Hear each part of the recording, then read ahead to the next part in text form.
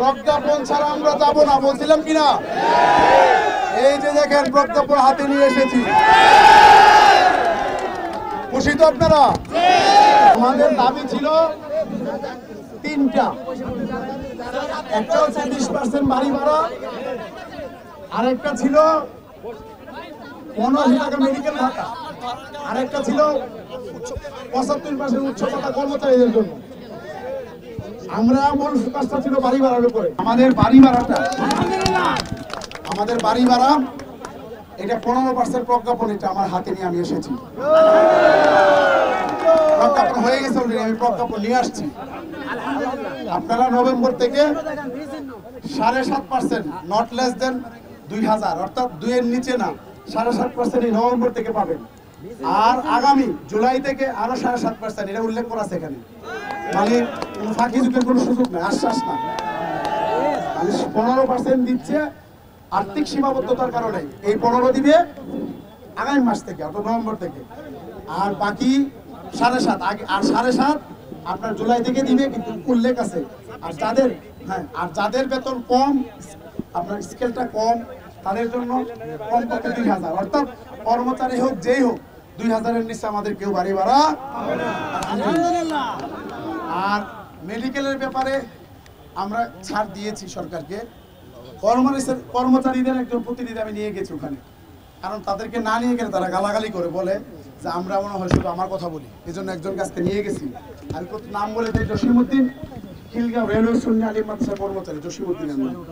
তাকে নিয়েছি এই কারণে সে যাতে জানতে পারে যে কর্মচারীদের জন্য আমরা কি করেছি। আমি কালকে থেকে বারবার বলছিলাম যে কর্মচারী যদি আপনি উচ্চ ভাতা দেন, আমরা শিক্ষকরা কেউ পাবো না, কিন্তু এরপর আমরা এটা চাই, এটা দেন, কারণ তাদের বেতন একেবারেই কম। আমরা অনেক চেষ্টা করছি, উপদেষ্টা মহোদয় উনি বিষয়টা, আমাদের যে চুক্তি হয়েছে ওটার মধ্যে লেখা আছে যে উনি এটা সিরিয়াসলি দেখবেন। গোয়েন্দা সংস্থার আপনার NSI এডি ছিল একজন ওখানে, উনি বলছেন আমি সিরিয়াসলি দেখবো, কিন্তু এই মুহূর্তে ওনারা প্রজ্ঞাপনটা দেই নাই। আমরা আশা করি হয়তো আগামী জুলাই আমাদের যে কর্মচারীদের তো আমরা কাজ করব, হয়তো হয়ে যাবে ইনশাল্লাহ। আমি এটা আমাদের একটা বড় বিজয় আমি মনে করি যে আমরা আন্দোলন করেছি, আন্দোলন করে সফল হয়ে প্রজ্ঞাপন নিয়ে বাড়ি যাচ্ছে আলহামদুলিল্লাহ। এই ক্ষেত্রে আমার মিডিয়া ভাইয়েরা যে অভাবনীয় সমর্থন দিয়েছেন, আপনাদের প্রতি আমাদের সেলুট, আমাদের জোটের পক্ষ থেকে, 6 লক্ষ শিক্ষক পরিবারের পক্ষ থেকে আমার সাংবাদিক ভাই এবং মিডিয়ার প্রতি আমরা একেবারে করজোড় কৃতজ্ঞতা জ্ঞাপন করছি। আমরা সিদ্ধান্ত নিয়েছি, সরকারের সাথে যে আলোচনা হয়েছে এবং প্রজ্ঞাপন দিয়েছে, আমরা এখন থেকে আমাদের সকল আন্দোলন কর্মসূচি আমরা প্রত্যাহার করছি। আমরা আগামীকালকে থেকে শ্রেণীকক্ষে ফিরছি। আরেকটা বিষয় অত্যন্ত গুরুত্বপূর্ণ, আপনারা খুব মনোযোগ দিয়ে শুনবেন। এই কয়দিনে 5 দিন আর এদিকে 3 দিন, 8 দিন আমরা শ্রেণী কার্যক্রমে যেতে পারি নাই। আসলে আমরা তো শিক্ষক, আপনারা মিডিয়ার লোক, আপনারা সংবাদ প্রচার এটার সাথে যুক্ত থাকা কি আপনাদের কাছে ভালো লাগে? আমরা শিক্ষক, শ্রেণীকক্ষে যাওয়াই আমাদের ভালো লাগে, কিন্তু আমাদের পেটের তাগিদে আসলে আমাদের এগুলো করতে হয়েছে। আমরা সিদ্ধান্ত নিয়েছি বার্ষিক পরীক্ষার আগ পর্যন্ত, আপনার নভেম্বরের প্রথম দিকে বার্ষিক পরীক্ষা শুরু হবে, বার্ষিক পরীক্ষার আগ পর্যন্ত যে কয়টা শনিবার আছে, আমরা এই কয়টা শনিবার